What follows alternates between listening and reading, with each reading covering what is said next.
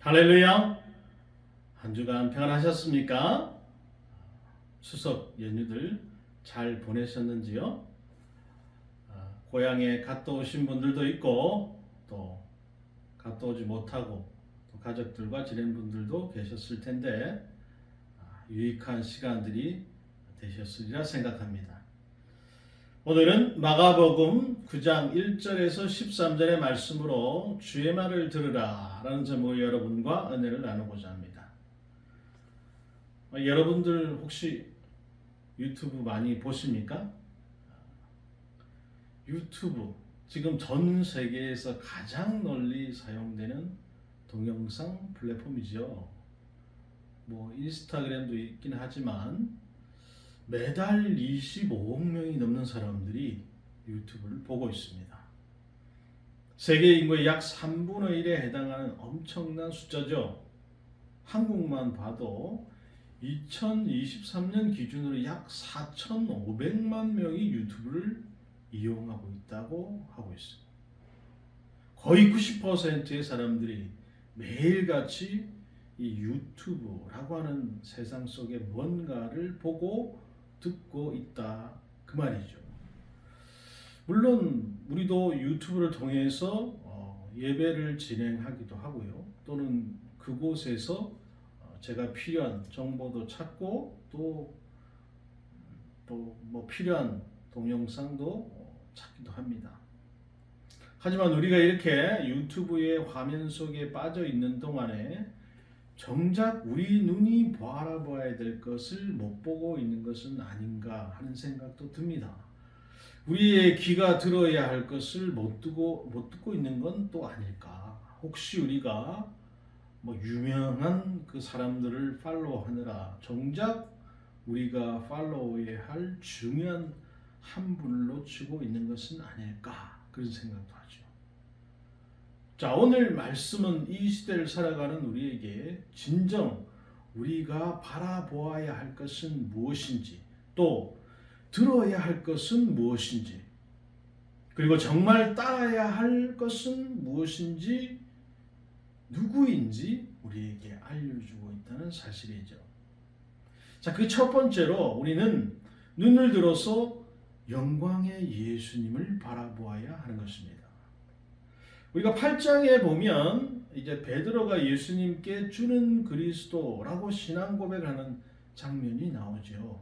이때 예수님은 제자들에게 자신의 고난과 죽음에 대해서 예고를 하십니다. 그리고는 제자들도 자기를 부인하고 자기 십자가를 지며 예수님의 뒤를 따라서 고난의 길을 가야 한다 이렇게 말씀하셨어요. 그리고서 오늘 마가복음 9장 2절에 보니까 엿새 후에 예수께서 베드로, 야고보, 요한을 데리시고 따로 높은 산에 올라가셨더니 그들 앞에 변형되사 그랬어요. 엿새가 지난 후입니다. 예수님께서 베드로와 야고보와 요한을 데리고 따로 높은 산에 올라가셨어요. 그 산이 무슨 산입니까? 우리는 보통 변화한 산 이렇게 얘기를 하는데, 자, 이때 그들은 정말 믿기 힘든 장면을 목격하게 되죠. 예수님께서 그들 앞에서 변형되신 겁니다. 그 모습이 어떠했는가? 예수님이 입으신 옷이 너무나도 희고 빛이 나서 세상에서 아무리 빨래를 잘하는 사람이라도 그렇게까지 깨끗하게 만들 수 없을 만큼 빛나고 있었다는 거예요. 그러니까 아무리 좋은 세제 넣고 좋은 세탁기에 돌려도 그렇게까지 깨끗해질 수 없다. 요즘 사람들 여러분 미백을 위해서 참 많이 노력하잖아요. 세럼이니, 크림이니, 에센스니, 앰플이니, 토너니 여러 가지 화장품을 쓰고 피부과에 가서 레이저 박피 시술도 받고 사진 찍을 때는 앱에서 필터를 잔뜩 먹여가지고 최대한 희귀해 보이려고 애를 쓰죠. 그러나 그 어떤 인간의 노력도 예수님의 영광을 따라갈 수 없다는 겁니다. 나중에 사도 요한이 반모섬에서 부활하신 예수님을 봤을 때 그 모습이 어땠습니까? 요한계시록 1장 13절 16절에 보면 이런 내용이 나와요. 불꽃 같은 눈, 흰 양털 같은 머리, 해처럼 강하게 빛나는 얼굴이었다 이렇게 기록했어요. 그때 본 예수님의 영광 바로 이 변화산에서의 모습과 같았어요. 세상의 어떤 것과도 비교할 수 없는 하늘의 영광이었다는 거예요. 예수님의 변화는 단순한 이 외모 변화가 아니라는 겁니다. 하나님의 아들로서 자신의 신성을 거기서 드러내신 거예요. 자, 예수님께서 영광 가운데 변형되신 그 순간 또 다른 놀라운 일이 일어나죠. 엘리야와 모세가 나타나서 예수님과 함께 말을 나누는 장면이 제자들 눈앞에 펼쳐지는 거예요. 엘리야는 900년 전에 사람, 모세는 1400년 전에 살았던 인물입니다. 그런데 그들이 마치 영화의 카메오처럼 깜짝 등장한 거죠. 이들이 부활의 영광 속에서 주님과 함께 서 있다는 것은 과연 어떤 의미일까요? 두 사람 모두 이 땅에서 많은 고난을 겪었습니다. 그러나 그들은 지금 영광 중에 있어요. 이들은 고난과 죽음이 끝이 아니라 그 후에 영광스러운 부활이 기다리고 있다는 사실을 보여주는 산 증인들입니다. 이 장면은 곧 십자가의 길을 걸어가실 예수님께 큰 위로와 힘이 되었을 것이에요. 아울러 그 자리에 있었던 그 세 제자의 마음속 깊이 각인되었을 거예요. 베드로가 나중에 이 장면을 회상하면서 우리가 그분의 크신 영광을 목격하였다라고 베드로후서에 증언하고 있지 않습니까? 베드로는 고난이 닥쳐올 때마다 이 장면을 떠올리고 고난의 그 너머에 있을 영광을 바라보는 겁니다. 이 땅에서의 삶이 아무리 험난해도 예수님의 영광을 보았기 때문에 그가 흔들리지 않을 수 있었던 거죠. 자, 이 사건은 오늘 살아가는 우리에게도 깊은 교훈을 줍니다. 우리 인생에도 때때로 짙은 구름이 하늘을 뒤덮은 것처럼 앞이 보이지 않고 답답할 때가 많죠. 삶의 길이 막히고 문제들로 인해서 고통스럽고 지칠 때도 있습니다. 하지만 그 구름 너머에는 언제나 부활하신 주님, 영광의 주님이 계시다는 사실, 우리가 그분을 바라보고 신뢰할 때 세상에서 얻을 수 없는 평강과 소망이 우리 마음에 채워지게 될 것입니다. 저도 인생에 있어서 그 하나님의 임재를 생생하게 느낀 순간들이 있었어요. 영광의 빛을 본 적도 있습니다. 그 체험 덕분에 일생 동안 제가 말씀에 헌신된 종으로 살겠다라는 결단도 할 수 있었던 거죠. 지금도 사실 힘들고 괴로운 일들이 많습니다만 그때마다 그때를 떠올리곤 합니다. 그러면 다시 새로운 힘이 나고요. 또 그 가운데서 위로를 얻죠. 우리는 주님께서 보여주신 그 영광을 바라봐야 됩니다. 이 땅에서 겪는 고난이 아무리 커 보여도 그것은 일시적인 거예요. 예수님께서 십자가에서 승리하신 것처럼 우리도 그분의 영광에 동참할 거예요. 이 세상의 빛은 시간이 지나면 사라지지만 주님의 영광은 영원히 빛날 것입니다. 우리의 눈을 들어서 그 영광의 주님을 바라볼 수 있기를 간절히 축복합니다. 고난과 어려움 속에서도 주님의 영광을 붙잡고 그분께서 주시는 하늘의 평강과 위로 속에 거하시기를 소망합니다. 자, 두 번째는 우리가 귀를 열어서 예수님의 말씀을 들어야 된다. 9장 5절에 보니까 베드로가 예수께 고하되 라삐, 우리가 여기 있는 것이 조사하니 우리가 초막셋을 짓 하나는 주를 위하여, 하나는 모세를 위하여, 하나는 엘리야를 위하여 하사이다 하니 그랬어요. 자, 변화산에서의 그 놀라운 순간 베드로가 감격이 차올라서 예수님께 말합니다. 라삐여, 우리가 여기 있는 것이 너무 좋습니다. 그러니까 초막셋을 지어서 하나는 주님을 위해서 하고 하나는 모세를 위해서, 하나는 엘리야를 위해서 짓겠습니다. 베드로가 그 순간에 찬란한 영광의 마음을 빼앗겼고 그 자리에 떠나고 싶지 않다라는 충동을 느낀 거죠. 그가 보고 있는 그 인류 역사 속에서도 너무나 특별한 장면이었으니까 그 마음이 얼마나 복잡했습니까? 아마 우리도 그 순간이었으면 아마 그랬을 수도 있어요. 인간적으로 보면 베드로의 반응이 자연스럽고 이해할 만한 것이지 않습니까? 하지만 베드로의 반응은 아직 십자가의 의미를 온전히 이해하지 못한 인간적인 본능에서 비롯된 거예요. 예수님의 영광스러운 변모를 보았으나 그것이 의미하는 바를 깊이 깨닫지 못했다는 말입니다. 베드로는 그 영광의 순간에 머물러 있고 싶었지만 예수님께서 그들에게 이 장면을 보여주신 이유는 단순히 그 순간을 즐기라 라고 주신 게 아니에요. 그 영광은 다가올 고난과 십자가의 길을 가기 전에 그들에게 소망을 주기 위한, 그리고 믿음을 굳게 세우기 위한 것이에요. 우리도 마찬가지입니다. 신앙생활에서 우리는 때때로 놀라운 영적 경험을 할 때가 있죠. 기도 중에, 예배 중에, 또는 말씀을 묵상하는 중에 하나님의 임재를 강하게 느낄 때가 있어요.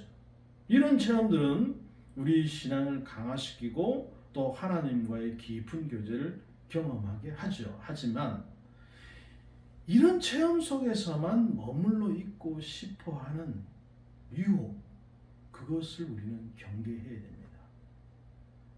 매일의 삶 속에서 우리가 맨날 거기에만 묻혀서 살 수는 없는 거죠. 진정한 신앙은 현실의 고난과 시련 속에서 성숙해지는 것입니다. 예수님은 제자들에게 고난의 길, 십자가의 길을 가르치셨어요. 예수님을 따른다는 것은 편안한 영적 체험 속에만 머무르는 것이 아니고 현실의 어려움 속에서 예수님의 말씀을 따라 사는 것을 의미하기 때문에 그렇습니다. 마침 구름이 와서 그들을 덮으며 구름 속에서 소리가 나되 이는 내 사랑하는 이는 그의 말을 들으라 하는지라. 자, 바로 그때 구름이 내려와서 그들을 싹 감싸요. 구름 속에 하나님의 음성이 들려오죠. 이는 내 사랑하는 아들이다. 너희는 그의 말을 들으라. 베드로가 자신의 감정에 휩싸여서 예수의 말씀을 듣지 못하고 있을 때 하나님께서 친히 음성을 내신 거예요. 그 음성은 예수님이 하나님의 사랑하는 아들이고 그분의 말씀을 들어야 한다라는 명령이죠. 많은 사람들이 예수님을 단지 위대한 교사로, 도덕적 지도자로만 이해하려고 합니다. 물론 예수님이 훌륭한 가르침을 주시는 분이지만 그분은 단순한 인간이 아니라 하나님께서 보내신 하나님의 아들이에요. 예수님의 그 신성과 권위는 우리 인간의 상상을 초월합니다. 그러므로 우리는 예수의 말씀을 단순한 인간의 교훈으로 받아들이는 것이 아니라 하나님의 말씀을 믿고 따라야 하는 것이죠. 예수님께서 가르친 길은 십자가의 길입니다. 이것은 단순한 종교적 상징이 아니라 실제로 우리가 따라야 할 삶의 방식인 것이죠. 예수님께서 뭐라고 말씀하십니까? 누구든지 나를 따라오려거든 자기를 부인하고 자기 십자가를 지고 나를 따르라 이렇게 말씀하시지 않습니까? 우리는 예수님을 따르기 위해서 자기 부인과 자기 희생의 길을 걸어요. 이 길은 때로는 고난과 어려움으로 가득할 수 있죠. 그렇지만 그 끝에는 부활과 영광이 기다리고 있다는 사실. 예수님 우리에게 이 길을 가르치셨고 우리도 그 길을 따르는 자로서 살아가야 하는 것입니다. 자, 그리고 문득 제자들이 이제 눈을 들어서 둘러보니까 그들이 보고 있던 모든 것이 다 사라지고 오직 예수님만 남아있게 됐어요. 엘리야와 모세, 그 영광스러운 순간들이 모두 사라지고 그곳에는 오직 예수님만 계신 거죠. 자, 이 장면에서 우리에게 매우 중요한 교훈을 줍니다. 뭐죠? 결국 남는 것은 누구요? 오직 예수님 뿐이라는 사실. 우리가 붙들어야 할 것은 영광스러운 순간 그 자체가 아니고 그 순간을 통해서 드러난 예수님이라는 진리, 그것을 붙잡아야 되는 거예요.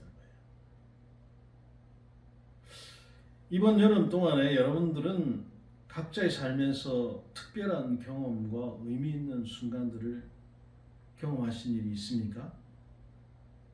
저는 기도원을 몇 번을 갔다 오면서 그 시간들, 또 짧지만 휴가를 통해서 느끼는 그 은혜의 시간들이 있었어요.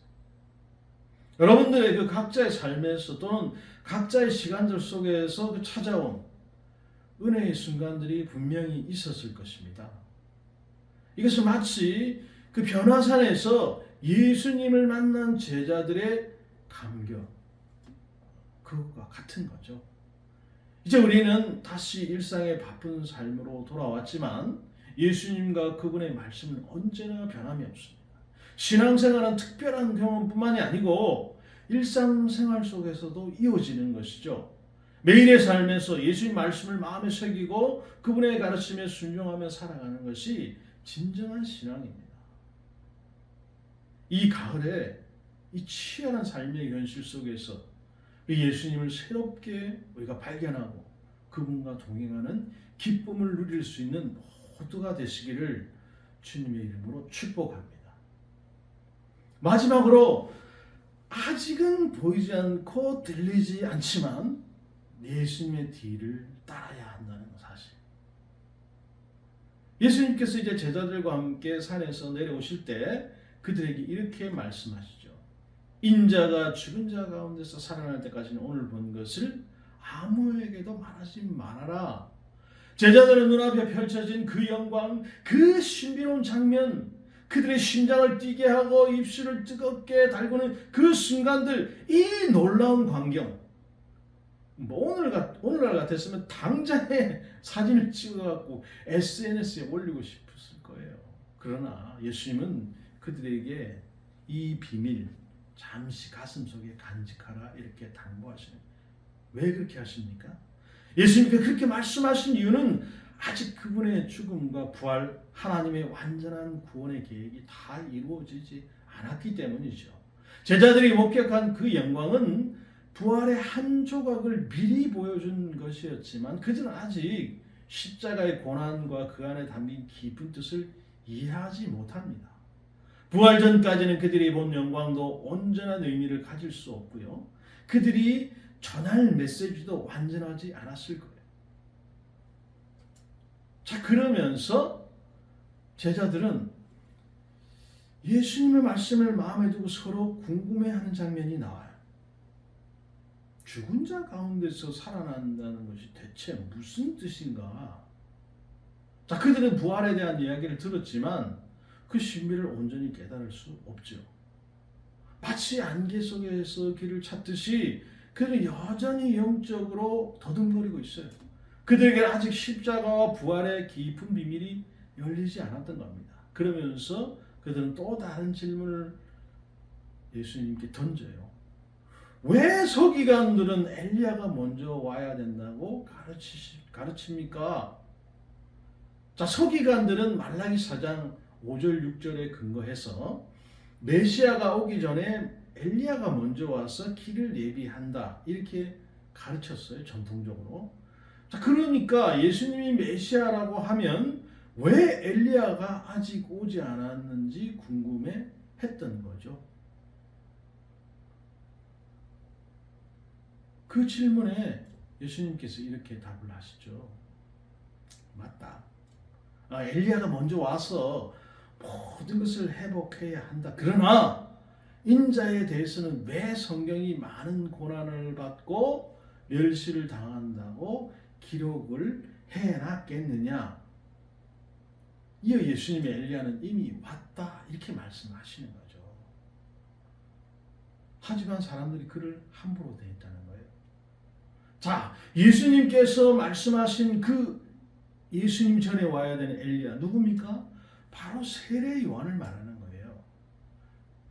세례 요한은 예수님의 길을 예비하고 회개의 메시지를 전했지만 세상이 그를 이해하지 못했고 결국 고난 속에서 죽임을 당하지 않습니까? 메시아이신 예수님 오실 길을 그는 그렇게 준비했던 거죠. 예수님은 또한 이사야 53장에 기록된 그 메시아가 고난을 받을 것이란 예언을 상기시켜 주십니다.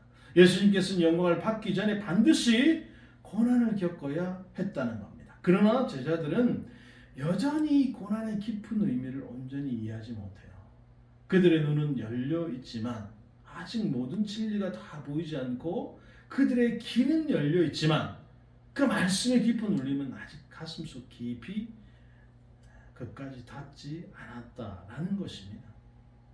우리 가운데 두 눈으로 변형되신 예수님을 직접 목격하신 분이 계십니까? 여러분은 두 눈으로 변형되신 그 예수님을 직접 목격하셨습니까?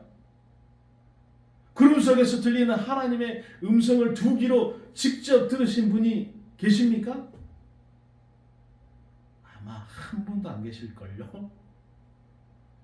그런데 예수님의 그 제자들은 이 두 가지 사건을 다 직접 다 경험을 했지요.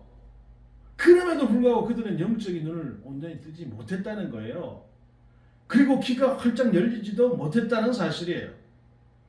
변화산의 제자들이 목격한 그 영광스러운 순간은 예수님의 부활을 예고하는 장면이었지만 그들은 아직 그 모든 뜻을 받아들일 준비가 되어 있지 않았습니다.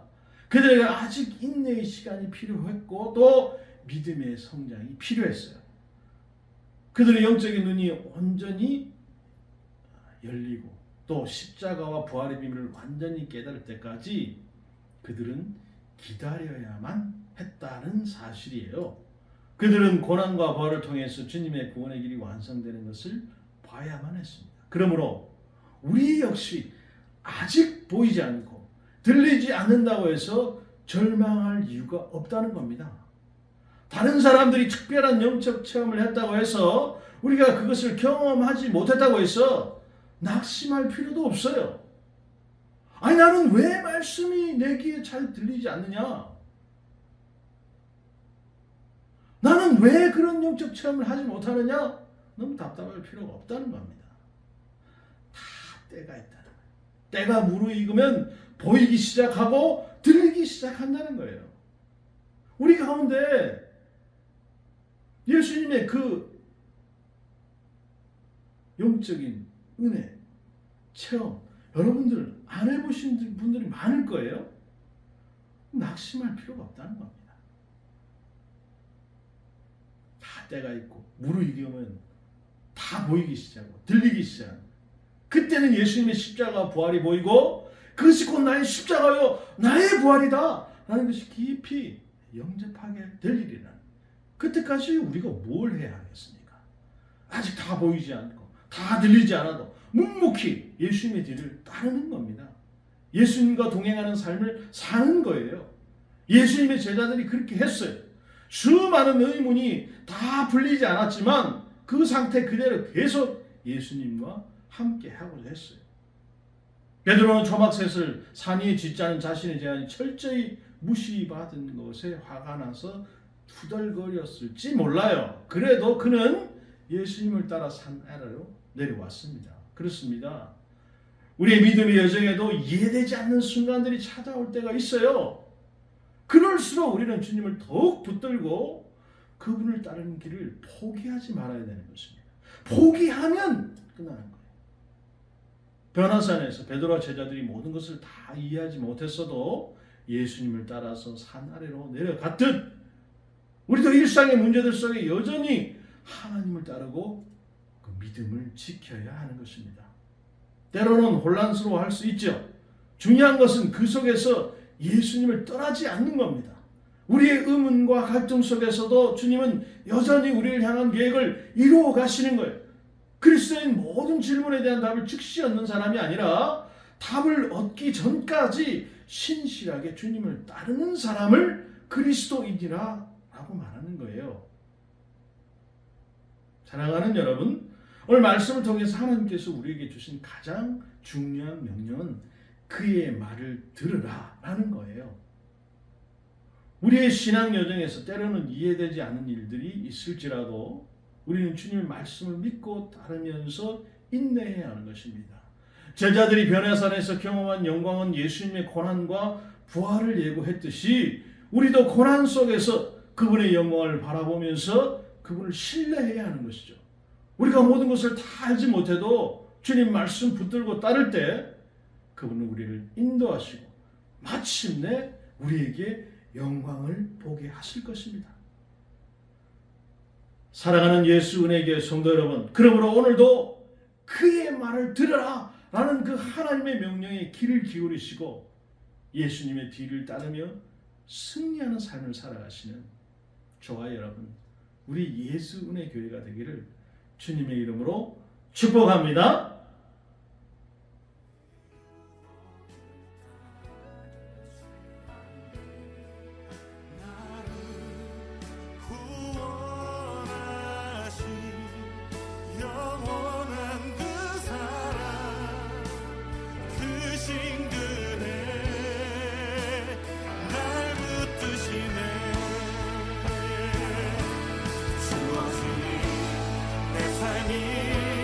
작게만 보여도 선하신 주 나를 이끄신 분의 중심을 보시는 주님만 따르네. 날 택하신 주 많으시네. 보이는 상황에 무너질지라도 예수 능력이 나를 붙드네. 보이지 않아도 주님만 따르네. 내 평생 주님을 노래. 우리 다시 한번 고백합시다. 주어진 내 삶이, 주어진 내 삶이 작게만 보여도 선하신 주 나를 이끄신 분의 중심을